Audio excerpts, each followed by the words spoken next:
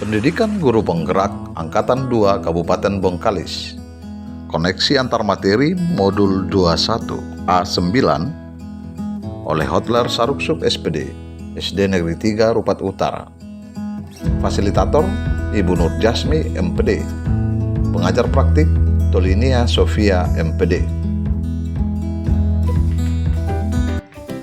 Buatlah kesimpulan tentang apa yang dimaksud dengan pembelajaran berdiferensiasi dan bagaimana hal ini dapat dilakukan di kelas.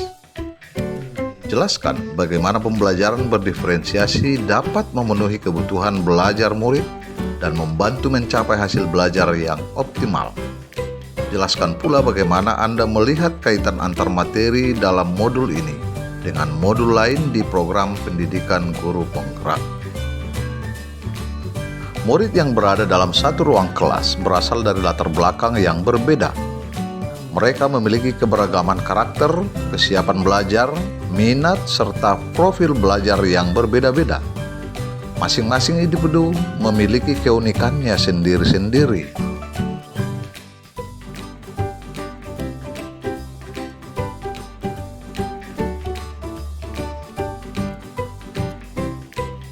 Strategi apa yang harus saya lakukan untuk mengakomodasi kebutuhan belajar siswa yang beragam ini?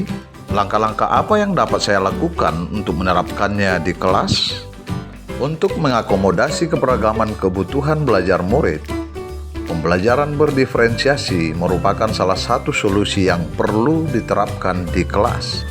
Pembelajaran berdiferensiasi adalah usaha untuk menyesuaikan proses pembelajaran di kelas untuk memenuhi kebutuhan belajar individu setiap murid. Tomlinson, tahun 2000. Dalam merencanakan pembelajaran berdiferensiasi, seorang guru harus terlebih dahulu memetakan kebutuhan belajar setiap peserta didik. Kebutuhan belajar murid dipetakan atas kesiapan belajar, minat belajar, dan gaya belajarnya. Kesiapan belajar adalah kemampuan peserta didik untuk mempelajari suatu konten atau materi yang baru. Minat belajar mempertimbangkan minat bakat peserta didik. Sedangkan profil belajar atau gaya belajar mempertimbangkan gaya belajar murid seperti auditori, visual, dan kinestetik. Setelah kita petakan, selanjutnya kita akan masuk dalam strategi kita, yaitu menjalankan pembelajaran yang berdiferensiasi. Pendekatan pembelajaran berdiferensiasi terdiri atas pendekatan konten, pendekatan proses, dan pendekatan produk. Pendekatan konten berkaitan dengan apa yang akan dipahami atau dipelajari oleh peserta didik. Pendekatan proses, bagaimana setiap peserta didik di kelas belajar untuk mempelajari suatu konten atau materi pembelajaran.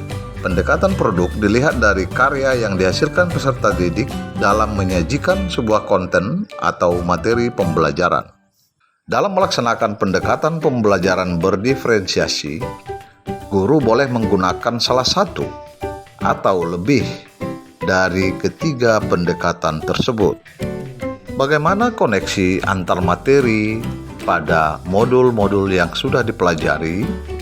Setelah mempelajari modul 1 dan modul 2, yaitu 1.1 Refleksi Filosofi Pendidikan Indonesia Ki Hajar Dewantara, 1.2 Nilai dan Peran Guru Penggerak, 1.3 Visi Guru Penggerak, 1.4 Budaya Positif, dan 2.1 Pembelajaran Berdiferensiasi.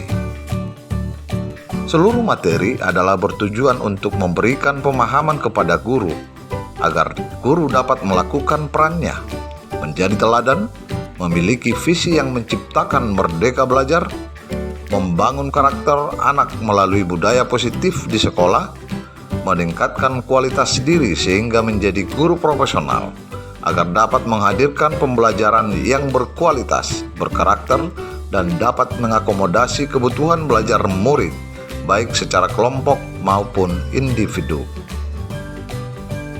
Jadi dari modul-modul program pendidikan guru penggerak ini, semua materi menunjukkan keberpihakan pada anak atau yang kita sebut dengan berpusat pada murid. Sekian dan terima kasih. Salam guru penggerak.